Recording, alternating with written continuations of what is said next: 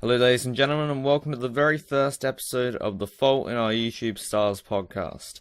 Today I'm not joined by my regular co-host, Mr. Carl Gerner. I don't know where he's gone, but I am joined by the fantastic, hilarious Mr. HarrysMovingCastle. Also, Hello, everybody. just briefly before I start, I just want to say a big milestone happened to me on Twitter the other day. I was looking through Matt Lucas's page, and I got a notification, and he'd liked one of my tweets. That was the greatest moment of my entire life. So it kind of shows how miserable my life truly is, but... So you know you've made it when Matt Lucas likes your tweets. He doesn't get, anyone liking his tweets when he puts them out. There's, 50 likes at the most. It really surprised me for having 973,000 followers. Crikey. Anyway, our first topic today is the death of Vine, which happened earlier this month, I believe. I have to say good riddance, but it had amazing 1.5 out of 5 star rating on the App Store and Apple. So clearly it was a fan favorite of the users. Do you have any thoughts on the death of Vine? Well, it was it had a good run. I don't mind that it's gone. I mean, it's just a bit strange that such a website would get so popular just because it had a time restraint. It's like, you know how Twitter has a 140 character limit, and which they is have really annoying because I have to use tweet longer nearly every single time I post a tweet. Yeah, and it seemed to garner such an audience, and now I guess it's not. I don't know. There must be. Do you know the reason why it closed down? I don't know. Maybe there's no one using it. YouTube is slowly coming to an end. Vid.me is getting more popular. I've got a profile. Sneaky little. Go check it out in the description. But it just seems to me that YouTube is starting to become what Vine has already become. It's just starting to break down, I guess. But no one uses Vine anymore. Some of my friends used to. It's kind of sad, but no one uses it anymore. So I don't know anybody that actually used it, but do you think YouTube's dying? A little bit. I mean, it's like how Minecraft was big a couple of years ago, and then you see the views on the current Minecraft Let's Play YouTube channels, and they're really, really, really bad compared to what they used to be. Okay. It's not going to come to an end anytime soon. I predict within a decade it will be gone.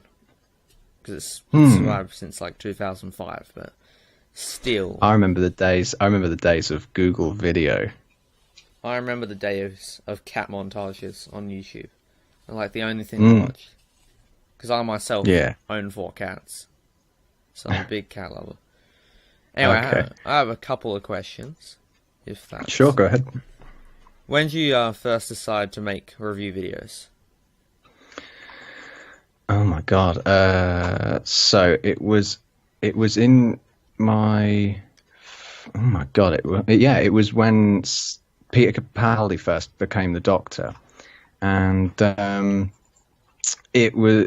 I remember watching it because they'd hyped it up to be this. It was like an hour and 15 minutes long, and I thought to myself, "Oh wow, they really must be putting some extra effort into it." And I thought, okay, maybe this is a step in a good direction, because I kind of stopped watching Doctor Who during Matt Smith's reign.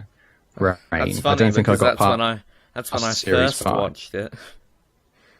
When I first became a Doctor. But yeah, no, sorry, go on. I was just going to say, I remember watching that episode and feeling so gutted that I just had to say something, because the state of the show is on an ever increasing decline, and I had to, like I say, I had to say something because I know that nobody else would.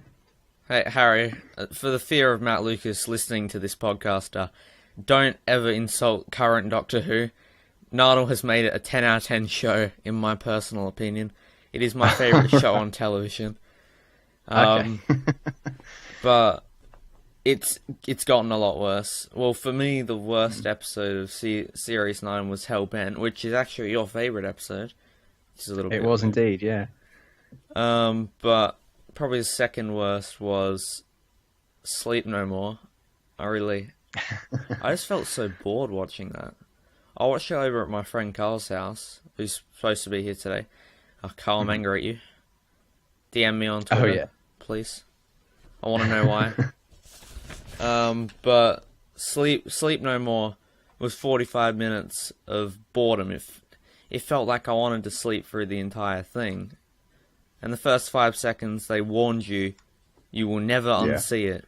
And I'm like, I wish they'd warned me in the Star Wars prequels, because I would have just left the theater. Oh, well, I wouldn't say the prequels are as devastating as many would like to think. I mean, they are pretty low in quality compared to the original, obviously. But I think there's always a little space for me for the prequels, just because they they kind of represent what Star Wars kind of could have been had George Lucas maintained control over the original trilogy, and that would have been it. Star Wars would have been the biggest financial failure ever, and we wouldn't have even seen the prequels. So I don't know. They're an interesting selection of movies, to say the least. But now we're straying onto a different path entirely. Oh, anyway, just briefly mentioning incredibly horrible films that George Lucas has been a part of. I don't know how, but they severely screwed up Indiana Jones 4. I mean, just look at how bad that movie was compared to the first three. Oh, yeah. I think I remember it coming out and being really excited for it. It was because I think it wasn't long since I'd been introduced to it, like the series. And so I thought, oh, they're making a new one. It might be just as good. I liked all three of the other ones, and then it just kind of...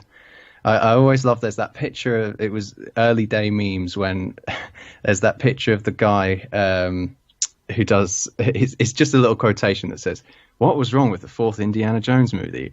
Aliens. And the psycho guy, yeah. I have to find it, but it's and ever since it's just been a kind of circle of decline every time I've watched it. No, we don't talk of those dark days. When are you going to be reviewing Let's Kill Hitler? I've been waiting for decades, centuries. If you want Harry to review it on his channel, link in the description of his channel. It's full of fantastic reviews. Really recommend you check them out. Spam the comments with review Let's Kill Hitler before Julie dies of old age. Because I'm not going to review it until I find some kind of reason to do it. I mean, as much as I love shredding Doctor Who to shreds, get it? It doesn't seem to be kind of clicking with me anymore, because I've been doing it for so long now. It must be when did Series 8 come out? It was probably so over 2 years now. And it's a bit of a drain. I don't mind doing it because we can get a good few laughs out of it, and but I feel like my kind of style is growing a little stale. I remember I'll watch back on my old Series 8 videos and just think, wow. There was one thing as like a televisual cluster or something like that. I could never come up with something that creative these days, just because it's even something that's just it's less irritating and just more tiring to do. But I'll do it if I find a reason to. Maybe like when I travelled to Holland, I obviously did the video on Vincent van Gogh, and maybe if I ever travel to Germany, I'll think about it then. You seem to have a very low opinion of that episode, which is one of my favourites, actually. What, Let's Kill Hitler? No, Vincent van Gogh episode. Oh yeah, it's definitely better than some of the other ones, but it's still nothing particularly special. Just because it could have been something so great, and it wasn't, in my opinion. But I mean, it's strange. If I probably watched it again, I might have a more of an appreciation for it, just because of well, the most recent episode. But actually, that's a good segue to my next question. Have you ever thought about revisiting past Doctor Who episodes that you reviewed before and seeing how it compares like 2 years later? I don't. I mean, I wouldn't mind going back and watching. Well, it depends on the episode, I guess. I did used to go into a habit of watching through the whole series 1 to 8. I did a marathon of it. I think it was this year, and I kind of made a little list of the kind of the most potential I could get out of reviewing certain episodes. So I made a list of ones that I wanted to do, and so I mean I have gone back, I guess, and revisited, but not a particular episode. I don't think I'd be able to. I've ruined the episode for myself, I guess, but that I don't think I'd be able to go back and just watch one specific episode just for a revisit. You might be able to get me. Yeah, you might be able to swing me to watch Heaven Sent again, but I don't think I'll change my opinion on it. I think that's the most disliked video on your channel. I'm not sure. It is. It's. Do you know what the worst part is? It used to be the video that had the most views, likes and dislikes in total, but just because of the sheer amount of dislikes that I got for it, and I think it made me really upset at first. I thought, oh God, what have I ruined my channel forever? And obviously I hadn't, because the state that it's in now. But I thought to myself, oh God, this is the end. I might as well just stop here. But after that, I thought, you know what? That's my opinion. I don't care if people dislike it. That's their beef. 200 and something people disagree with me. So what? I don't care. Yeah. I personally liked that episode, but I still clicked liked on the video because I enjoyed the review. I don't click dislikes on a review if people disagree with my personal opinion. I always click a like whether I enjoy the video, and click a dislike whether I don't. Okay. So I know I've mentioned Nardal a lot of times already, but what are your thoughts on Nardal being in at least 5 episodes of season 10 or more? I saw a rumor on Facebook that he was going to be in every single episode. So, well, he's not too bad, but like, it's okay. For one thing, I'm happy that we've got a male companion again. I think it's something that's been slightly overlooked in the grand scheme of it. I mean, God knows how many people would love a more diverse cast of a group of people as the companions. But yeah. I don't mind him being there, but I don't have any high hopes, just on the basis that he was entertaining in the Christmas special, but we mustn't forget how ludicrous he was in last year's Christmas special, because he might. It's down to whether he's written well or not. And I've said this about every time somebody's asked me, "Oh, do you think this person should be the Doctor? Does it think this person should be a companion?" I just say, I don't care. If they're written well, go for it. If they're, if it's just to fill up a demographic, or if it's just to get a certain actor in there, or if how excited you'll be to see, I don't know, John Hurt. John Hurt or something like that. That's fine with you, but it's whether they're woven well into the story, and that's something that I think has kind of been somewhat lackluster certainly with Clara. And it'd be nice if he wasn't just a side product. Because I know that they're gonna really push Bill into it as as much as they can. Name. But Nardal will. If Nardal's pushed to the side, I won't be happy. If Nardal is like a secondary to her, and they're kind of equal or trying to challenge each other throughout it. That could be quite interesting. But I'm slightly happy of his inclusion, but there's still got to fill in the whole other companion. So I know it's probably not making much sense, but it would make a lot more sense if they had just him. Yeah. But just to kind of blow the last series of Moffat with two guys would just be kind of funny. But who knows? We'll have to wait and see. Yeah, that's I haven't said a particular date in April, but I know it's April this year that they're gonna be pushing out the episodes weekly. So that's good. I'm just assuming you're just gonna do Did It Suck videos on them. I think it'll probably be my last time I do it, like straight after the episode. I remember when I did Series 9, I was so dedicated that like I would.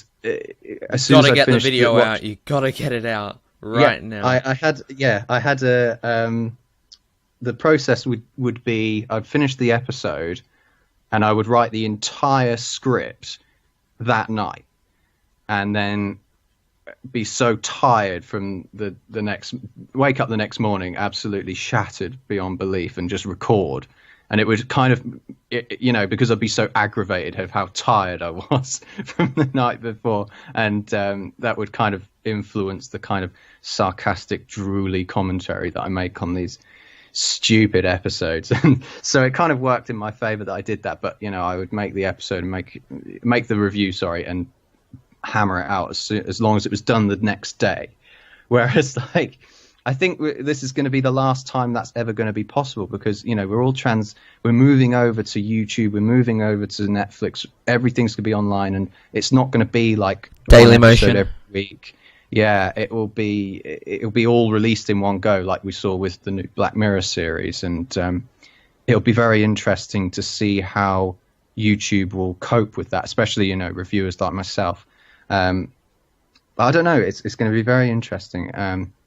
I'm definitely going to do what I did with this one, but it might be the last time I review a new series of Doctor Who.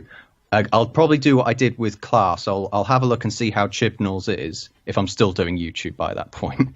And if it's worth talking about it, I'll talk about it. Oh my God, no! Trust me, dissenting opinions don't get popular on YouTube. We've learned this. I hate everything. I beg to differ. He's got quite low opinions of various things, and he's got over 1.2 million, I think, now, around that mark. That's true.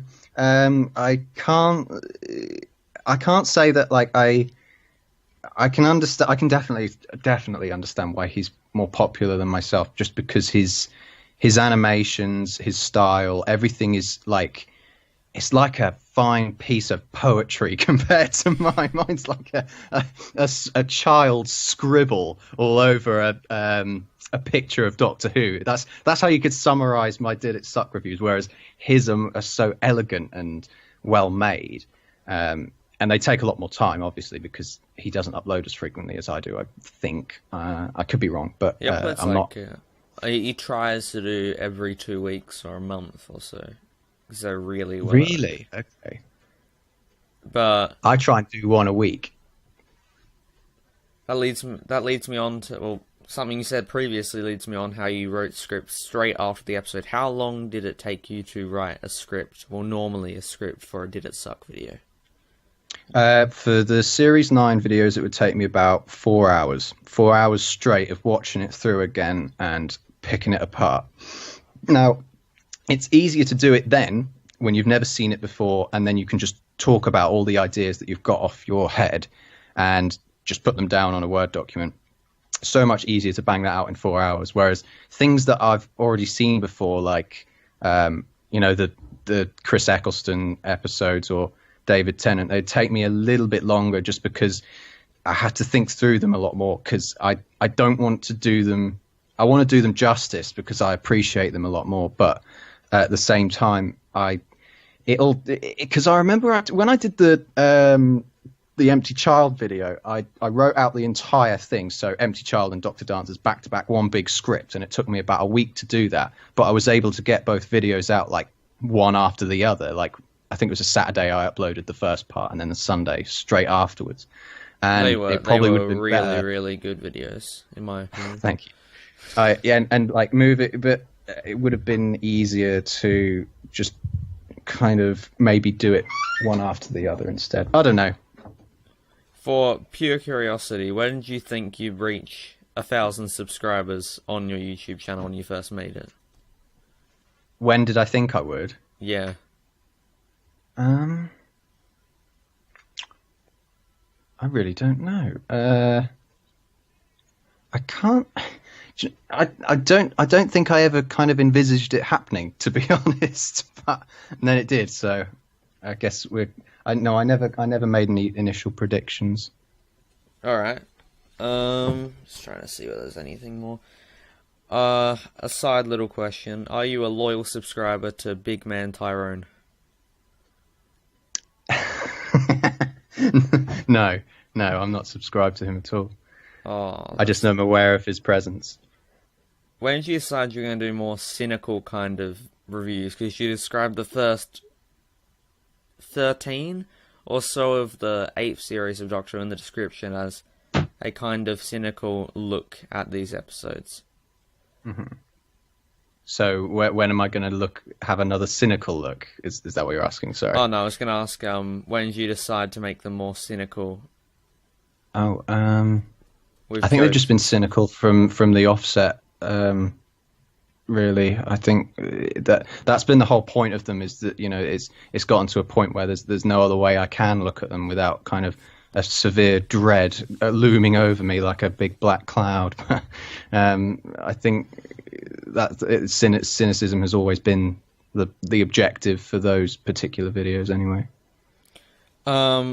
Just a little warning to the people watching. I'm not sure whether the next 10 minutes or so will include spoilers for Rogue One, but if you haven't seen it, then I'd say skip to the timestamp in the description if you're listening on YouTube, so you can avoid any kind of possible spoilers. I have done a separate video by myself, which is really bad compared to your videos, but it's a 4-minute video where I took a look at Rogue One and what I liked and disliked. And okay. I'd like to see, what do you think of Rogue One? It's an interesting one because I remember being very unhappy with Force Awakens. I mean, same. Devastated by it, and I wouldn't say that Rogue One has kind of rectified it because it still feels like a very kind of. It didn't wow me in the sense of artistic or aesthetic purposes. It kind of was. It was definitely entertaining. It was definitely a good story to pick, and they did a good job with what they had. Now, it would have been a much more impressive movie if it wasn't banking on the end part being such a beautifully violent segment. It was all leading up to that, and I mean, one could argue it was the same with the original Star Wars movie. It was all leading up to the destruction of the Death Star. However, you had lots of action sequences going on within the Death Star that were before that, and then you could say the same with Rogue One, I guess. But they certainly didn't feel as exciting or gripping until that last segment. But I think the one thing that it could have did a little touch up on though was the characters. They, to me anyway, they seemed like the main character wasn't too badly written, but all of the others were just kind of like I didn't really feel like there was anything in particular that made them memorable. The pilot was just the pilot.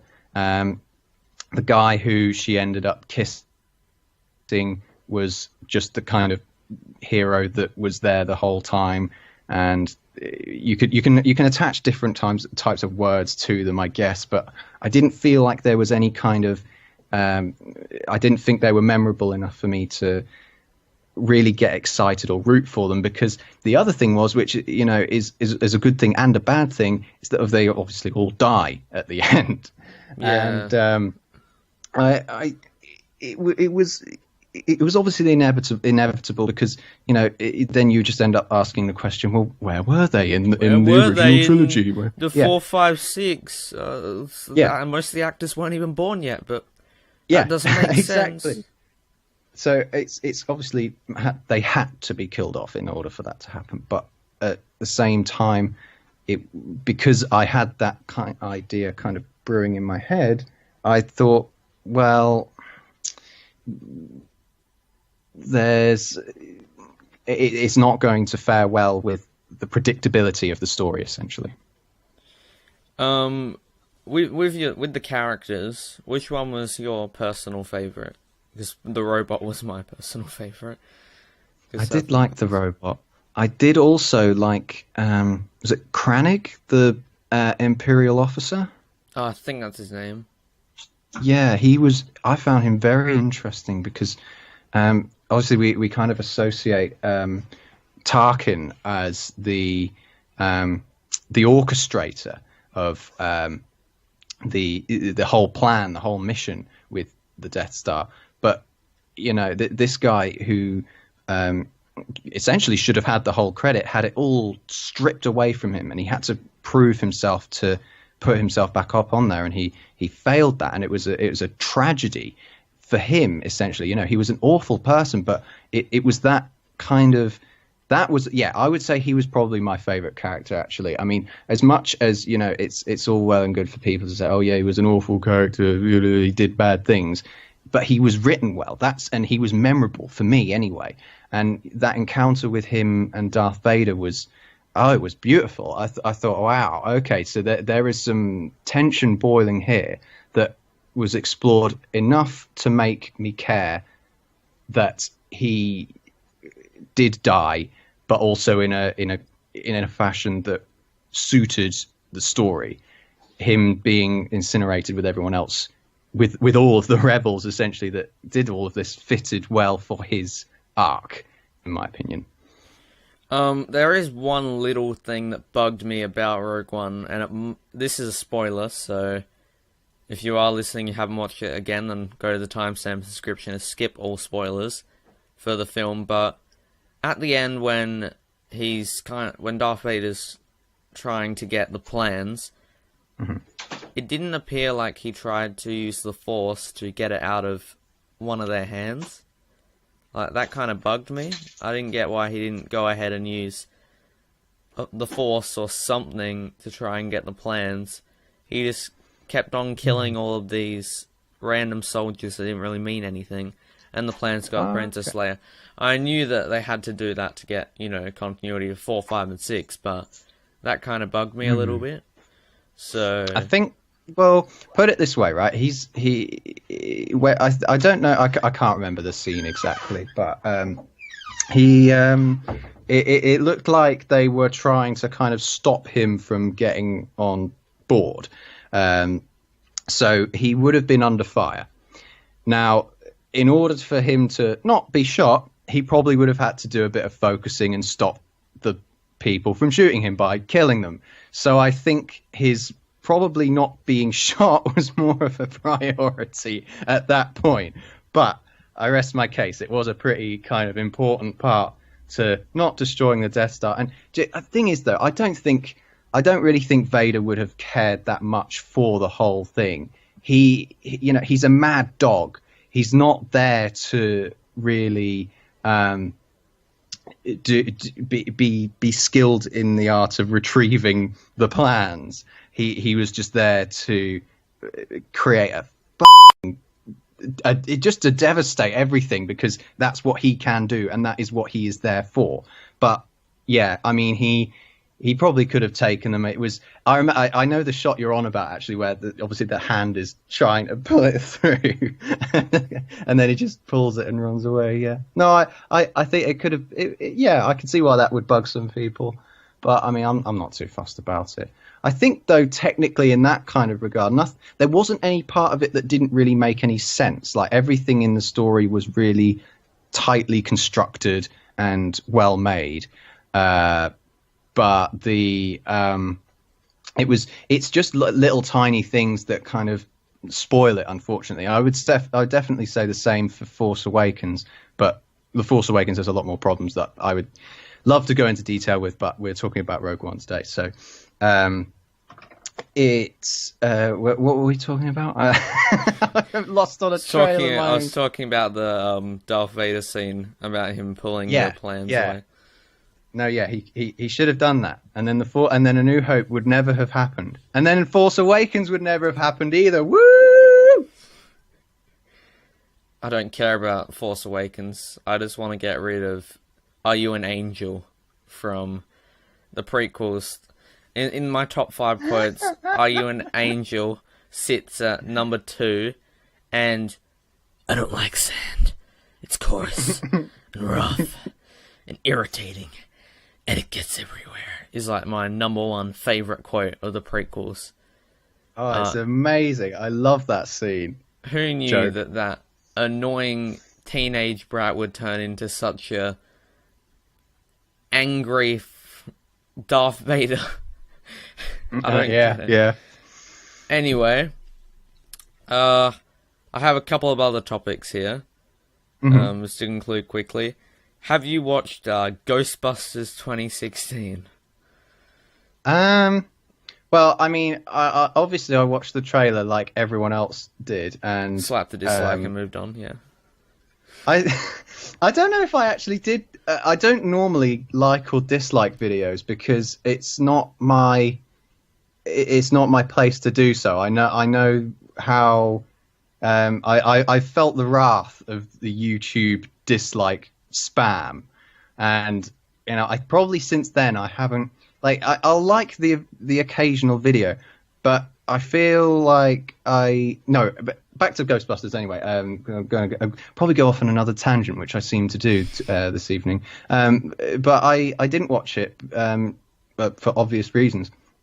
It should have been, and probably came 10 years too late, should have been Ghostbusters 3 with all the old cast before Harold Ramis kicked it. And I didn't go and see it just because it just doesn't doesn't look fun. It doesn't look exciting. It doesn't appeal to me. I've got enough. If I wanted to watch Ghostbusters, I'd go and watch Ghostbusters. I don't want to see another Ghostbusters movie. I mean, okay, I might watch Ghostbusters 2 if I'm feeling really cheeky, but if I'm feeling really depressed, I slap a Ghostbusters 2 into the player. Yeah. But no, I didn't go and see it. Did you go and see it? No, of course not. I'm not giving any money to the people who made the film. No, that's probably the principle I went on as well, actually.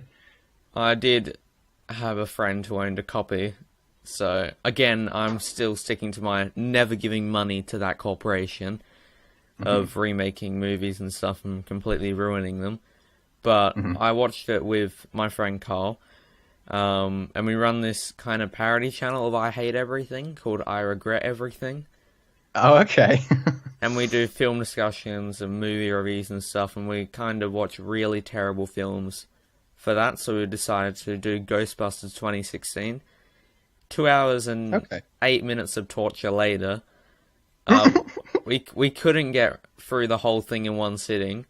We got through 1 hour and 9 minutes. I have some unedited audio of just us watching the film, and all you can hear is us going on different tangents like we have kind of in this podcast when we're trying to watch the movie, and we're just like, I'm so bored, Carl, you want some chips? Carl, you want to go watch something different?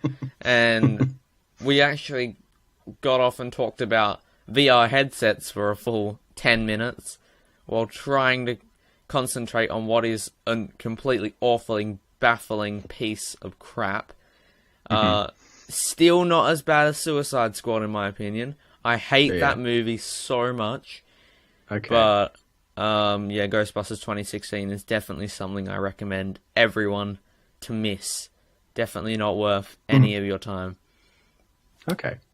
Anyway, 1,000 degree knife challenge videos were kind of a thing of last week, but by the time I've recorded this and stuff and put it up, it's probably really old. But what are your thoughts on 1,000 degree knife challenge videos and stuff like that on YouTube? I know you've told me not to use bad language, but what the beep is a 1,000 degree knife challenge? Oh, it's when they've kind of they've grabbed a knife and they've made it 1,000 degrees and they cut through objects. For some reason, there's a huge demographic for this. I'm gonna end up leaving this shit on YouTube, but I thought people heated up knives and things so that they could do drugs in weird ways. But I mean, what do they put it through? Like bits of plastic or? No. You got a knife 1,000 degree knife challenge video through Xbox One, through FIFA 17, which kind of deserves to be honest, but through various different things that they can get their hands on, and it actually leaves a lot of dislikes on a couple of big YouTubers who have done it, because they're like, you're wasting products, you're kind of just doing it for views. But 1,000 degree knife challenge videos are terrible. And then another trend started with minus 1,000 degree knife challenge videos, which is complete beep, because you can't reach the temperature of minus 1,000 in the first place. Hey, you can't get 1,000 Celsius, can you? No, I believe it's like 270 or around that mark is where like absolute zero is.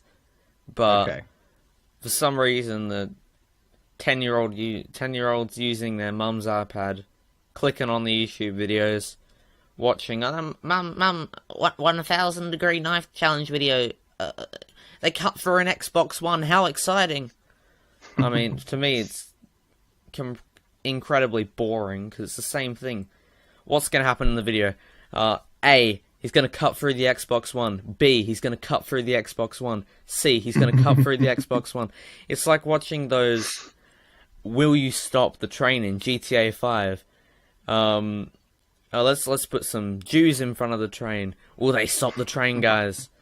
All of this stuff, or calling Rockstar to pre-order GTA 6. I'm sorry, we don't have any information. Repeating yourself over and over and over for at least 10 minutes to get at least 10 mid-roll ads in to earn loads of money.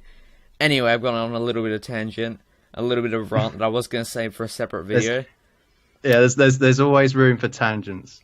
But I've also been sending Twitter messages to a couple of big YouTubers.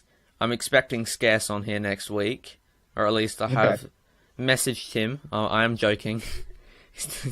Scarce would never show up on this. And I don't know who Scarce is. He's Keemstar.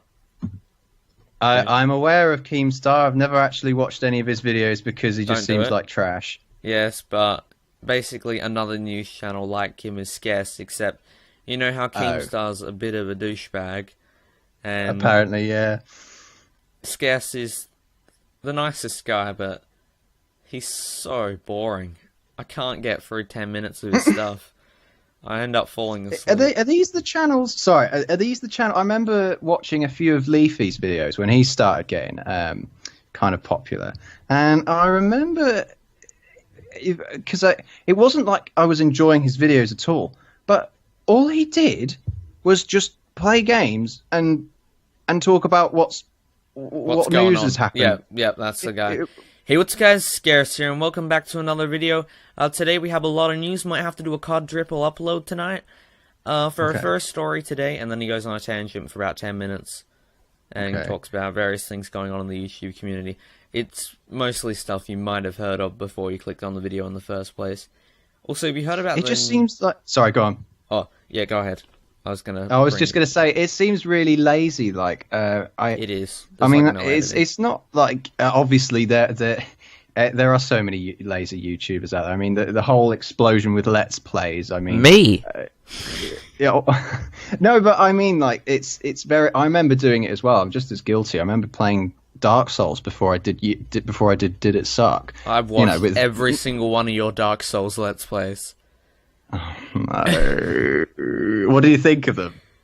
They weren't that bad. I thought they were pretty good. Like, compared to a couple of Jacksepticeye videos where he screams for like 30 minutes. It's not that entertaining. But I just think it's so cringy. I mean, I'd be tempted to delete them, but they're a little gem in my YouTube journey, I guess. I'll keep them on there. I think that I really wanted to get big with the tutorial videos I made on them, because I used to make these little personalities for all the characters I used to make and put on these strange voices. And to no avail. I don't think I got more than 100 views on any of them, but I thought, oh yeah, this would be something really funny that people in the Dark Souls community would like. 10 views on upload. Oh God, no, kill me. So I gave up on all of that shite. But like with Let's Plays though, like, you still have to be entertaining. With the new things, with people just running down slopes and going all over, I don't even know what game that is. I feel like I'm just losing touch with reality at the moment. But I mean, it's probably a good thing, to be honest. It's just people sliding down slopes and jumping over these hurdles, and they're just talking. I mean, and they're getting millions of views for it. I mean, it's not. I don't condemn them. That's, do what you want. If you're making money off it, I'm not going to stop you. But Jesus Christ, that is so easy. I know. Speaking about awful, cringy Let's Play videos, I backlogged some of my videos a couple weeks ago. I was looking through my old, awful, garbage Minecraft Let's Play videos from like 2 years ago or something. And don't worry, I deleted 127 of them. So... Oh my God, that's probably the amount of videos I have. I used to do them daily, man. I gotta eat, drink, and YouTube. But... granted, let me see, I'm gonna see how many videos I've actually got. 137. Yeah, I thought it was around there. I watched like the first video you made like 5 years ago or something. Oh, headlines, yeah. Yeah, that was interesting. That was back in school. I'm not saying that was bad. I was just saying it's interesting. No, yeah. It's a great video, because all it was, I remember, it's just me and a group of people in IT classes. We used to come up with one word. Yeah, we'd say one word at a time, going round in like a circle, and make up these bizarre sentences. And then I recorded them all on a Word document and just read them out. I don't know why. I don't know what inspired me to do it, but there it is. That's the video. I reckon I could make a couple of interesting videos with my class. But anyway, a small little thing before we go. New On The Rise system on YouTube, only allowed in the US currently. I don't know whether they're beta testing it there or something. But what are your thoughts on YouTube finally promoting smaller channels on the On The Rise system that they're using? Although, come on, it's going to be paid out within like 2 weeks. But still. I'm more worried about it being broken as I reckon it's not gonna... Right. Put it this way, okay? There's normally a reason why people get millions and millions of views. I'm not too sure what this YouTube Rising thing is, to be honest. I'll probably have to research it after we've done with this. But it sounds to me, from what I've heard, like they're trying to address the whole... I've somehow been unsubscribed to you. Oh, your videos aren't showing in my sub box. Oh, why aren't I getting as many videos? Am I on the right wavelength here? Yeah. Is that what they're trying to address? Yeah, I thought so. On some YouTube channels. YouTube unsubscribed me from you once. They unsubscribed me from Big Man Tyrone, which I was very frustrated. Unsubscribed me from PewDiePie or something, like once. Unsubscribed from a bunch of random YouTube channels, but I was definitely frustrated. But put it this way, right? The more they mess around with the algorithm, the more we know what happens when they mess with the algorithm. We have problems. This is going to make more problems. Just leave it as it was.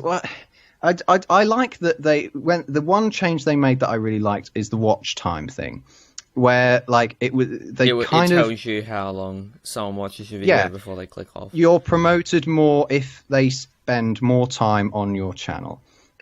And this is good because I remember I get a lot of people saying, "Oh, I'm gonna binge watch your videos over the weekend," or I've been watching through them all, and so essentially they've been spending a lot of time watching through them, which means that they're gonna get more promotion because people want to see it. Whereas it used to be such a mess where you would as soon as you put a picture of breasts on the thumbnail, you would just get 1 million views, and that's wrong. That is just wrong.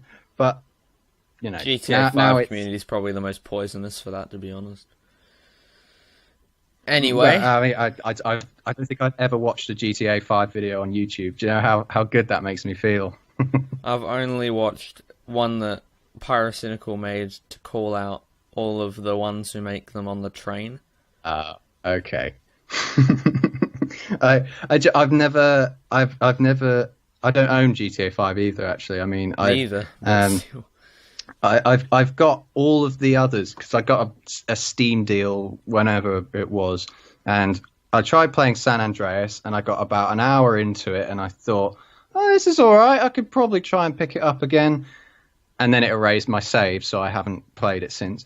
And GTA 4 on the PC is awful. The worst. It's one of the worst port ever. PC. It's port. worse than Dark Souls. It's worse than Dark Souls. No. LA Noire is the worst PC port ever. It's capped at 30 FPS, and it is so unoptimized that, like, my PC can get 30 FPS on the highest, but it dips down to like 17. It dips down It dipped down to 11 once while I was driving, and I felt like I was losing control from what I was doing in the game. And it's just awful. Like, I love the game, but I recommend, if you are going to purchase it, I'm not sure whether it's available to... I completed it on the 360. I don't need to get it back on PC.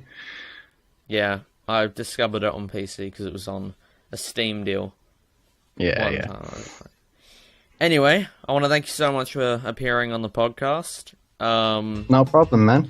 Please check out his channel in the description below. He makes fantastic Did It Suck videos and other things, like brilliant Dark Souls Let's Plays. But they're awful. They're garbage. Leave that shit alone. There's a reason why they're at the bottom of like my video lists. No, don't worry, man. I'll give this a shout out as well. I'll probably make a little video just be like, hey, thanks. I was interviewed. There you go. If you're bored and have depression, click here. If you want to watch some GTA 5 train videos, use AdBlock. Because don't give them the satisfaction. Well, I use AdBlock on a lot of YouTube channels. Except anyway, we're getting on another tangent. I'd love to have you on for another episode. We'll have to see in the future. But yeah, I want to thank you again so much. Check his channel in the description below. Thanks so much for watching this. If you are on iTunes, leave a review. I'm not sure if I can get this up to iTunes within the next 72 hours. I'm not sure how the system works. That's definitely on SoundCloud first. And if you're watching on YouTube, remember to spam the comments with Harry review, let's kill Hitler before Dooley dies of old age. Thanks so much for watching. Peace out and have a good one.